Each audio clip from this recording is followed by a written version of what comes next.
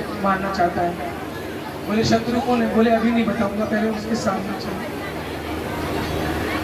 भोले बाबा को बताया नहीं बानासुर ने, और जाकर के जब बाहर खड़ा किया, अरे ये तो मेरे कन्हैया। कन्हैया से बोले कन्हैया आप यहाँ कैसे? बोले भोले बाबा आप यहाँ कैसे हो? तो कन्हैया ने कहा मैं बानासुर को मारने आया। तो भोले बाबा ने कहा मैं बानासुर को बचाने आया। देख लो कैसे हैं संसार के लोग, भगवानों को आपस में भिड़वा देते हैं। बोले ठीक है, तो भोलेनाथ संभलो। फिर उठाया एक के बाद एक धनुष बाण और तीर छोड़े, भगवान ने छोड़े, शंकर जी ने उधर से छोड़े। अब ये तो अमोघ शस्त्र है। तब भगवान शंकर जी ने सोचा कि अब मैं क्या करूं, भगवान से हार तो नहीं सकता और भक्त को भी बचाना है।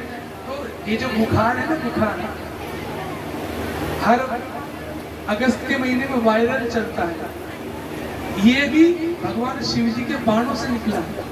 ये किसी को पता नहीं, लेकिन भागवत में लिखा है। भगवान शंकर जी ने बुखार का बाण छोड़ा और कन्हैया को बुखार होने के लिए, क्या भगवान को बुखार हो सकता है? तो छोड़ तो दिया। अब इनके बाद में भी नारायण अस्त्र था, वैष्णव अस्त्र। तो इन्होंने वैष्णव जो छोड़ा भगवान श्री कृष्ण ने, तो बोले बाबा सब लोग, बोले हाँ छोड़िए सब लेंगे। तो इधर से दोनों बाण आ रहे, इधर शिव जी का छोड़ा बुखार, इधर नारायण का छोड़ा बुखार। तो उसमें से देवता प्रकट हुए, बुखार रूप में एक देव प्रकट हुए। तो जो शिव जी का छोड़ा हुआ बुखार था, भगवान के छोड़े हुए बुखार अस्त्र से हाथ जोड़ के क्षमा मांग रहा था कि प्रभु मैं आपकी ज्वाला सहन नहीं कर सकता, मुझे क्षमा कर दीजिए। ये हमारे उस समय काम आया था, कोरोना में जो ग्रसित हो गए थे, उन लोगों ने उपाय पूछे थे तो हमने फोन से बताए थे। आप लोग भी अगर सदा बुखार से बचना चाहते हैं तो ये 4 श्लोक सुना दूं आपको। अगर ठीक हो तो बुखार आएगा नहीं, अगर बुखार हुआ है और आपने ये 4 श्लोक मोबाइल में रिकॉर्ड करना चाहो तो रिकॉर्डिंग मोड पे लगा दीजिए, नहीं तो बाद में मेरे व्हाट्सएप को बोलो तो मैं आपको दे दूंगा। अभी सुन लीजिएगा। नमामि त्वानंत शक्ति परेश सर्वात्मानं केवलं व्यक्तिमात्रं विश्वोत्पत्ति स्थान संरोध हेतुं यत्तद् ब्रह्म ब्रह्मलिंगं प्रशांतम्। एक श्लोक। दूसरा, कालो देवं कर्म जीव स्वभाव द्रव्यं क्षेत्रं प्राण आत्मा विकार तत्संघातो बीजरोह प्रवाह सन्माये शातन्निषेधं प्रपत्ति। दूसरा। तीसरा, नाना भावेन लीलयोपैर्पन्ने देवान साधुन लोक सेतुं बिभर्षि अश्वन् मार्गान् हिंसया वर्तमानान् जन्मे तत्ते भार हाराय भूमे। चौथा और अंतिम श्लोक आप बोलने की कोशिश कीजिए, हाथ जोड़ लीजिएगा। बुखार नहीं आएगा आप लोगों को, अगर आ गया तो ये आपने पढ़कर के पानी पी लिया तो वो दूर हो जाएगा। बोलिए तब तो हम, यानी कि मैं तप रहा हूँ हे नारायण, ते तेजसा दुस्सहेन शांतो घृणा त्युल्बनेन ज्वरेन, ज्वरेन माने बुखार, तावत तापो देहिनाम ते अंघ्रिमूलम नो सेवीरन यावत् आशानु बद्धा। ये 4 श्लोक हैं। ये शिव जी के छोड़े हुए ज्वर रूपी देव ने कहा था नारायण से। तो भगवान का ज्वर शांत हो गया और इस प्रकार से भोले बाबा ने कहा भैया इन कन्हैया से कोई जीत नहीं सकता है। ये लड़ाई किस लिए हो रही है हमें वही तो बता दो। बोले इनके पोते ने मेरी लड़की को के साथ में विवाह किया है। बोले ये बताओ आपकी लड़की इनके महल में गई थी कि इनका पोता आपके महल में आया? बोले आया तो इनका ही पोता। और कौन लेने गया था? बोले हमारी बेटी की सहेली। तो तुमको समझ में नहीं आया? तुम हमको देवताओं को खामेखा लड़ा रहे हो। बुद्धू कम से कम अपने कारण तो बताते, हम तो लड़ते ही नहीं अपने भगवान से। बोले अब इन दोनों को सुंदर वेशभूषा पहना करके, जैसे एक ससुर अपने दामाद को विदा करता है, चल अब इनका सम्मान कर सत्कार कर। इस प्रकार से भगवान के पोते का सत्कार हुआ है और भगवान अपने पोते को धूमधाम से बारात में सजा धजा करके अपने वापस कहाँ लेके आए, द्वारका। इस प्रकार से भाई भगवान की बहुत लीलाएं हैं। भगवान ने एक बार गिरगिट को भी मुक्त किया था और इस गिरगिट ने कहा कि मैंने गो माता को 2 बार दान किया था, इस कारण से मैं गिरगिट बन गया। तो भगवान ने कहा कि अब आगे जो भी कोई दान दे उस दान का अभिमान ना करे, नहीं तो वो जीरो हो जाता है। इस हाथ दे, इस हाथ प्रभु का प्रचार गुणगान हो। फिर पौंड्रक को मारा।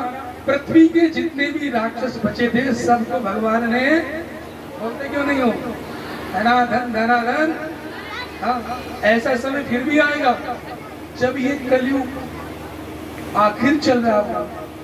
इस कलयुग की एज है, बताएं इस कलयुग की कितनी उम्र है? बोलो 4,32,000 वर्ष। 32,000 वर्ष। और अभी इसके लगभग 5,500 वर्ष बीते। हाँ। तो अभी इसका क्या है, सुबह के 3 बजे हुए। तो ज्यादा छाती मत फूटा करो, हाय कलयुग है, हाय कलयुग है। अरे कलयुग समझो आन नहीं, इस युग के समान भक्ति के लिए कोई और युग उपयुक्त नहीं है। इस युग में क्या करोगे? बोलो कलयुग केवल नाम आधारा, सुमिर सुमिर नर उतर ही पारा। सुमिर सुमिर नर उतरे ही पारा।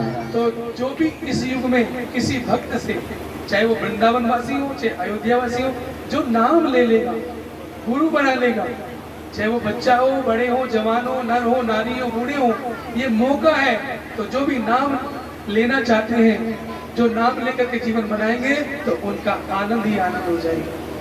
कुछ माताएं नाम लेना चाहती हैं, तो जो माताएं नाम लेना चाहते हैं, कल यहाँ पर 10 बजे हवन होगा और 10 बजे ही उनको नाम भी मिल जाएगा। बोलो जय श्री कृष्ण। जिसके मन में गुरु का भाव आया हो वो स्वीकार कर सकता है। बाकी इन बातों को ध्यान रखना और आनंद में जीवन बिताना। भगवान के मित्र हैं सुदामा जी। सुदामा के यहाँ 4 दिन तक भोजन नहीं बना, पक्के थे, मांगू वाले। 2 प्रकार के पंडित होते हैं, एक मांगने वाले और एक जो यजमान ने दिए। यजमान जी ने बुलाया पंडित जी को, आचार्य अरविंद शर्मा जी को, और हमारे तो इतने त्यागी बैठे पंडित जी महाराज कि गए अपना पेट्रोल में फूकते खुद और गांव में भाई कथा कर दो। पंडित जी ने बड़े भाव से कथा की, सत्यनारायण की। किसी को कथा करानी हो है तो पंडित जी से मिलना, किसी को ज्योतिष का ज्ञान लेना हो अपनी जन्म पत्र दिखाना तो हमारे आचार्य से मिल जाना, ज्यादा दूर नहीं है। कहाँ है? मुरादपुर में। उनका फोन नंबर लेना, किसी को शादी का, फेरे का, मुहूर्त निकलवाना है, मकान का, तो हमारे आचार्य जी से मिलना। बोलो राधे राधे। तो ऐसे वो ब्राह्मण सुदामा थे, मांगते नहीं थे।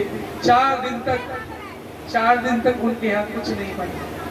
मैया जो थी ना, नाम था सुशीला, वो रोज चूल्हे पे पानी गर्म करके सुबह से तो दोपहर हो जाती थी कि बेटा मैंने इसमें चावल बना दिया। बच्चे बेचारे सुबह के दोपहर को सो जाते, जब उठते पानी पिला देती, बेटा देखो चूल्हा चढ़ा है ना, खाना बन रहा है।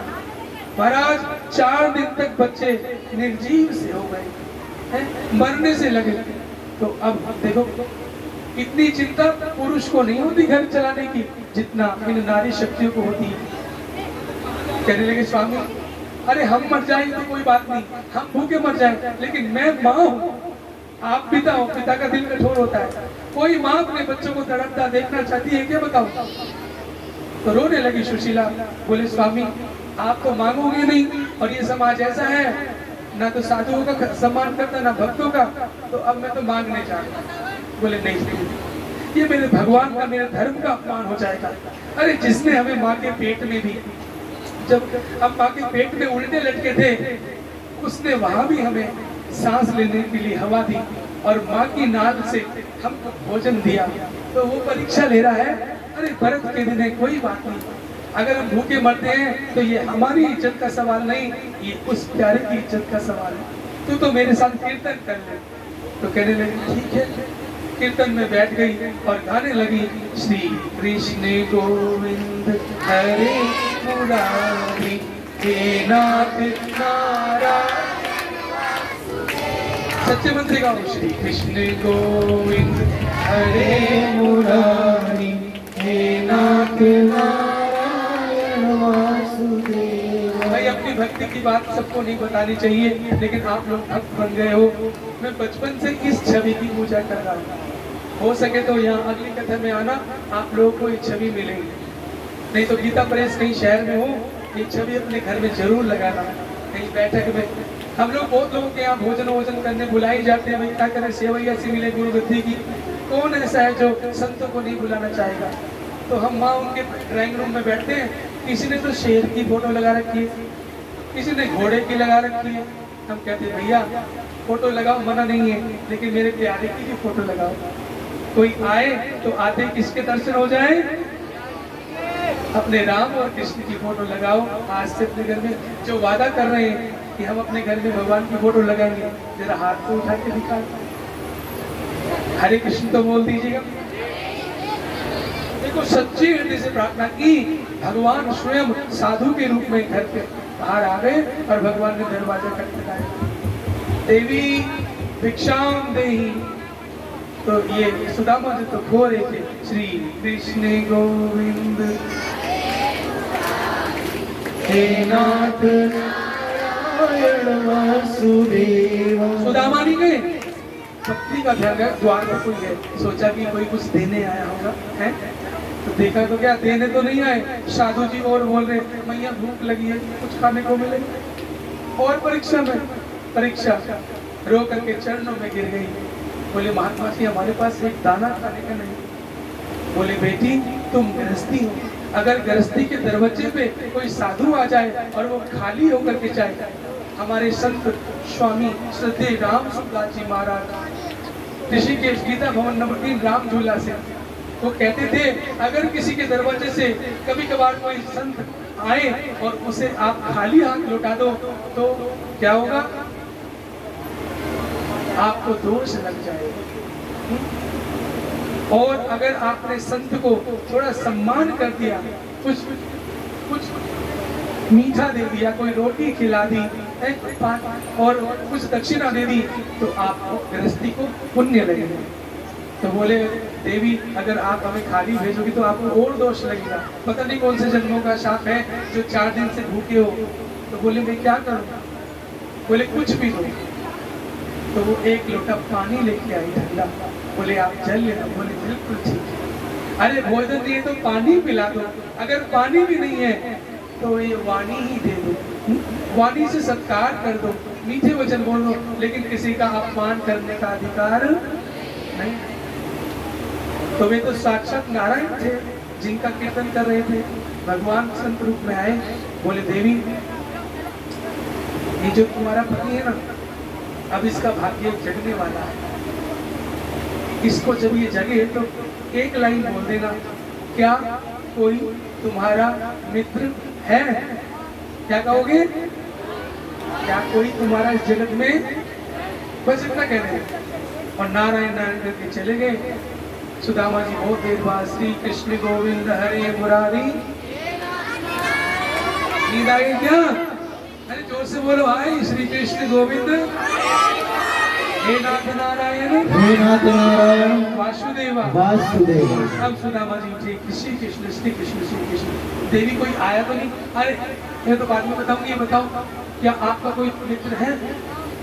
जैसे ये कहा सुदामा जी बैठ गए और अपने मित्र की याद आ गई बचपन में। बोले देवी मैंने 150 मित्र नहीं बनाए दुनिया में, मेरा तो एक मित्र है, उसका नाम है श्री कृष्ण। हम बचपन में खेले, एक ही थाली में खाते थे। और तुम्हें क्या बताऊं, एक बार हमारे पाठ याद नहीं हुआ तो हमारे गुरुजी ने हमें जंगल में लकड़ी लेने के लिए भेजा। तो मेरे दयालु मित्र को तो सब कुछ याद था, लेकिन वो इतने उदार थे कि मुझे सजा मिली है तो अकेले नहीं भेजूंगा, वो भी भूल गए बात। और हम लोग जंगल में गए, वहीं पे हमारी गुरु माता ने हमें एक पोटली दी थी चने की, जानती हो। कन्हैया तो पेड़ पे चढ़ गया सूखी लकड़ी लाने के लिए और मैंने सारे चने खा लिए। तो ये वही दोष है। बोलो राधे राधे। किसी का हक खाना, बोलो बोलो। हाँ अपना हक छोड़ना नहीं, दूसरे का हक मारना नहीं। बोलो हरे कृष्णा। हरे कृष्ण। तो देवी ठीक है, तो क्या आपका मन नहीं है अपने मित्र के पास जाने का? मैंने सुना है वो हर ब्राह्मण को इतना दे देते हैं कि फिर उस ब्राह्मण को किसी के आगे मांगने की जरूरत नहीं। बोले पगली, इतने दिन में तो मित्र की याद आई और वो भी तुम मांगने के लिए कह रही है, तुझे पता है ना सुदामा मांगेगा नहीं। बोले हाँ। अच्छा कोई बात नहीं, तुम दर्शन करने तो जा सकते हो? बोले हाँ, दर्शन जरूर करने जाऊंगा, लेकिन ये तो बता, हमारे भारत में हिंदू धर्म में एक परंपरा है, गुरु के द्वार। नंबर 1 बोलो, गुरु के मंदिर में, प्रभु के द्वार। नंबर 3 सत्संग में, कथा में, भागवत में। और नंबर 4 अपने रिश्तेदारी में खाली हाथ कभी। अरे रिश्तेदारी में जाओ ना तो 4 फली केले की जरूर लेके जाओ, क्योंकि खाली जाओगे तो आपका सम्मान, बोलो बोलो, कोई नहीं करेगा।